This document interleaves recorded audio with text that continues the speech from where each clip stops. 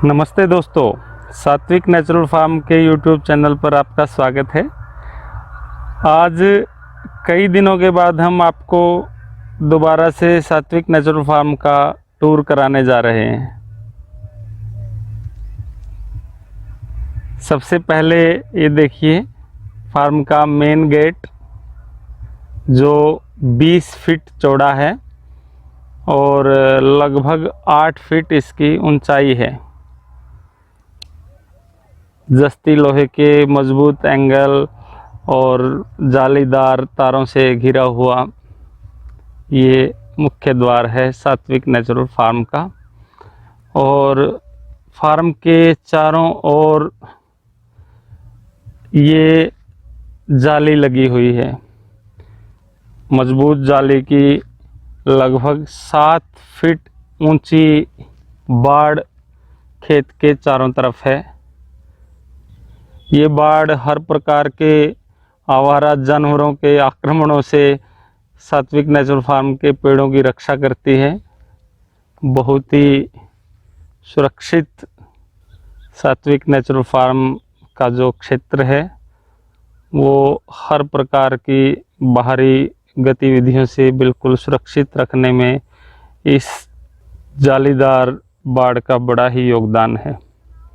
सामने हमारा water tank खड़ा है और ये लगभग 4000 लीटर का टैंकर है, जिसमें हम पौधों में डालने के लिए पानी लेके आते हैं और नीम इत्यादि दवाओं का छिड़काव भी इसी के माध्यम से करते हैं। ये देखिए जो जाल लगा हुआ है खेत के चारों तरफ, इसके ऊपर पक्षी बैठे रहते हैं और पक्षियों की चहचहाट सुबह शाम सुनने को मिलती है। बड़ा ही, शायद आपको भी अभी बहुत से पक्षियों की चहचहाट सुन रही होगी। कई बार तो ऐसा होता है कि हजारों पक्षी एकदम आ जाते हैं खेत में। हालांकि किसी को लग सकता है कि ये फलों को नुकसान करते हैं, लेकिन ऐसा सुना है हमने बड़े लोगों से कि जितना नुकसान महसूस होता है उससे कहीं वो फ़ायदा भी कर देते हैं। ये किन्नू और आंवला के पेड़ों के बीच में हमारे ड्राम रखे हुए हैं, जिनमें हम अपना अमृत जल, जीवामृत, गोकृपामृत, डीकम्पोजर और अन्य नीम और वनस्पति आधारित दवाएं समय समय पर तैयार करते रहते हैं। और आज हम आपको झलक दिखाते हैं सात्विक नेचुरल फार्म के संस्थापक डॉक्टर उदयभान, जो अपने घोल को तैयार करने में मेहनत कर रहे हैं।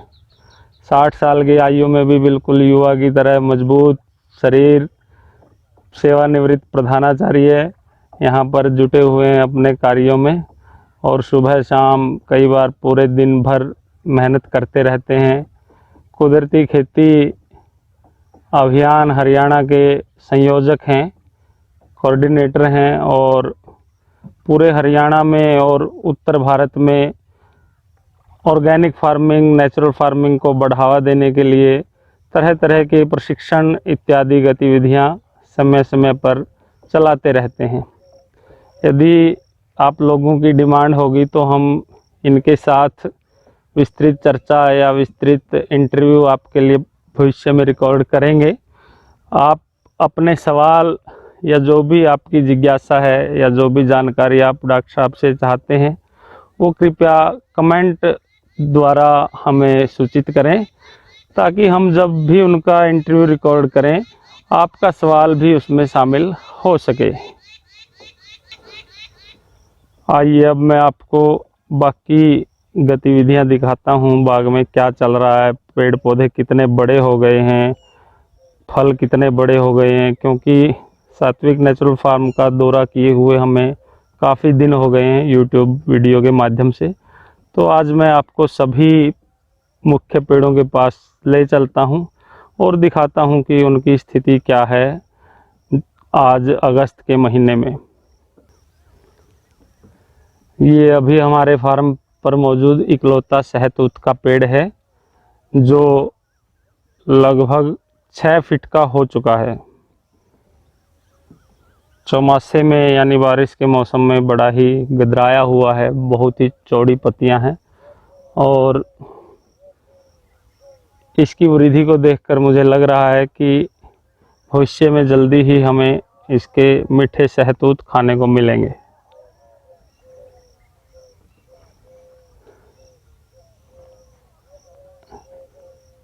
शहतूत के आसपास ही मौसमियों के पेड़ हैं और अब की बार हमें पहला फल मिलने जा रहा है। ये देखिए, बहुत ही सुंदर मौसमी लगी हुई हैं और अच्छा खासा इनका आकार हो गया है। लगभग 2-3 हफ्ते में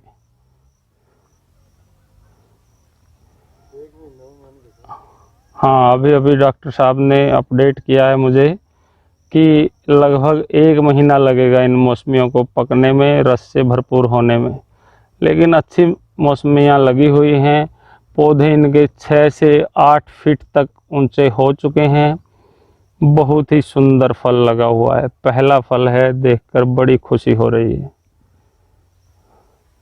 50 के लगभग पौधे हैं और ये आंवला के आसपास ही लगे हुए हैं। जिस किले में, जिस एकड़ में हमारे फार्म में आंवले के पेड़ हैं, उसी में नींबू और मौसमी लगाए हुए हैं। तो इसी हिस्से को मैं सबसे पहले कवर करता हूँ क्योंकि मिक्स फ्रूटिंग है इसमें, तो आपको बाकी पेड़ भी दिखाता हूँ। ये एक नन्हा मुन्ना बांस का पौधा है, बहुत ही सुंदर चला हुआ है। पिछली साल इसको हमने लगाया था और बहुत ही अच्छा फुटाव इसमें हुआ है। वैसे तो बांस के पौधे आमतौर पर असम या बाकी उत्तर पूर्व के राज्यों में ही होते हैं, लेकिन फिर भी कुछ पौधे हमारे यहाँ भी हो सकते हैं और ये तो अभी चला हुआ है, 1 साल से बहुत ही अच्छा चला हुआ है।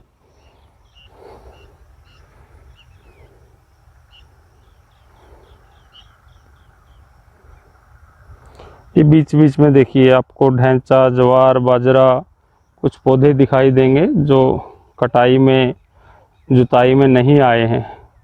अब की बार हमने गर्मियों में और बारिश के मौसम को मिलाकर 2 बार दर्जनों प्रकार के बीजों को बोकर, जिसमें दलहन, तिलहन, अनाज, सब प्रकार के बीज शामिल हैं, जैसे ज्वार, बाजरा, तिल, अरहर और दूसरे भी बहुत सी किस्में जिनकी हमने जुताई की है खेत में खाद के रूप में।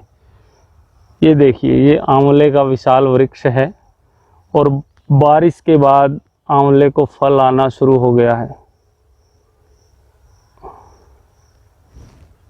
मैं कैमरा पास ले जाकर आपको दिखाना चाहूँगा आंवले का फल।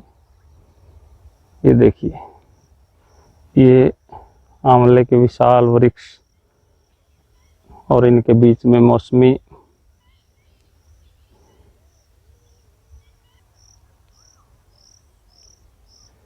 ये देखिए, ये आंवला के फल, ये छोटे छोटे सुंदर सुंदर फल आने शुरू हो गए हैं और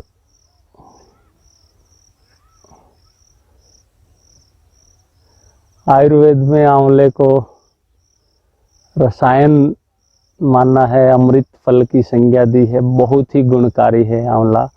और जैसा कि हमने पिछले वीडियो में भी बात की थी, जिसमें हमने बताया था कि बारिश के मौसम में आप कौन कौन से पौधे लगा सकते हैं, गुणकारी पौधे, तो उसमें हमने आंवला का भी जिक्र किया था। आयुर्वेद की प्रसिद्ध औषधि च्यवनप्राश आंवले से ही बनती है।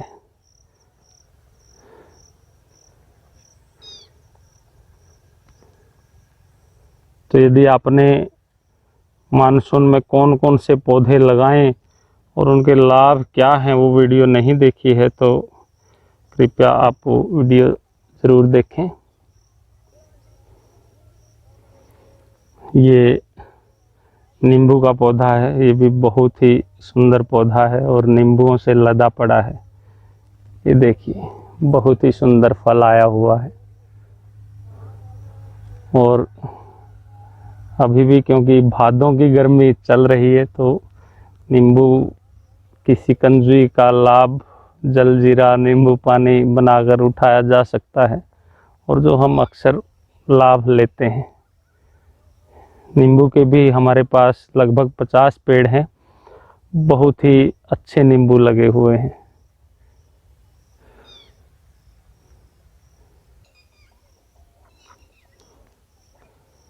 ये विशाल वृक्ष है बिलव वृक्ष, जो बेलगिरी या बेलपत्र के नाम से भी प्रसिद्ध है।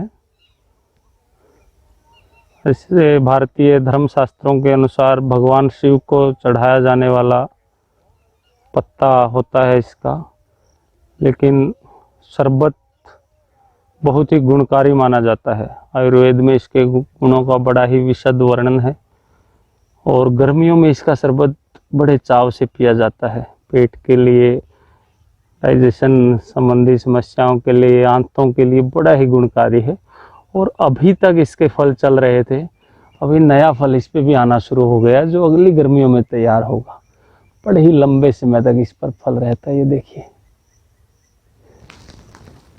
देखिए छोटे छोटे फल आने शुरू हो गए। ढाक की तरह इस पर भी 3 पत्ते रहते हैं हमेशा साथ में। आपने कहावत सुनी होगी, ढाक के 3 पात। हाँ, बिलों के भी 3 पत्ते ही रहते हैं हमेशा। ये देखिए 3 पत्ते साथ में रहेंगे। ये देखिए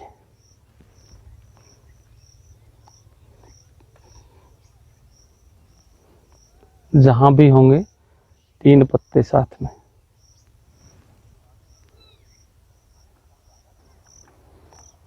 ये अभी 1 दिन पहले ही खेत की जुताई करके हमने इसमें मेड़ खींच दी है। डोड़ हम बोलते हैं हरियाणवी में, डोड़ हिंदी में, मेड़ हरियाणवी में भी मेड़ भी बोलते हैं, पंजाबी में वट बोलते हैं इनको। तो ऐसे ही हमने पानी को रोकने के लिए ये सब डेवल यहाँ पर तैयार कर दी हैं। जैसा एक वीडियो में हमने जिक्र किया था कि अब की बार जुलाई में बहुत अच्छी बारिश हुई और लगातार बारिश हुई, तो कई खेत पानी को पी ही नहीं पाए। ऐसी खराब मिट्टी हो गई है खेतों की। लेकिन ये अपने खेत में देखिए, बिल्कुल अगस्त के महीने में भी बारिश हुई है, और अभी आज मैं 11 अगस्त को ये वीडियो रिकॉर्ड कर रहा हूँ, तो बिल्कुल सूखी हुई है धरती। इसमें 9-10 तारीख को ही ट्रैक्टर चल चुका है। तो पूरे खेत में ऐसे ही हमने चारों तरफ से, ताकि अपने खेत का पानी अपने खेत में ही रहे, वर्षा जल का हमें भरपूर लाभ मिले, और बाहर पानी भी बह कर ना जाए और खेत की उपजाऊ शक्ति भी बाहर बह कर ना जाए। इसलिए चारों तरफ मिट्टी से अच्छी मेड़ बनाई हुई है। वो भी मैं रास्ते में और भी आपको दिखाऊंगा। अभी कुछ नए पौधे, छोटे पौधे आपको दिखाता हूँ। ये अब की बार हमने आम के 2 पौधे लगाए हैं। आम्रपाली किस्म है ये देखिए नीचे मल्चिंग की हुई है, सूखी मल्चिंग, ताकि नमी बनी रहे, पानी कम से कम लगे। बहुत ही सुंदर पौधा है। अभी कुछ दिन पहले ही इसकी रोपाई हमने की है। देखते हैं कब तक हमें इसके आम खाने को मिलते हैं।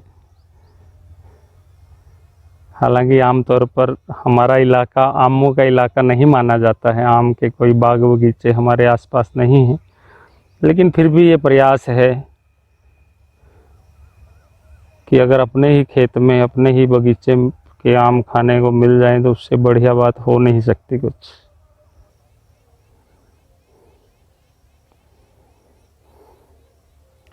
ये जामुन का पौधा है। पिछले साल 2 जामुन के पौधे लगाए थे हमने।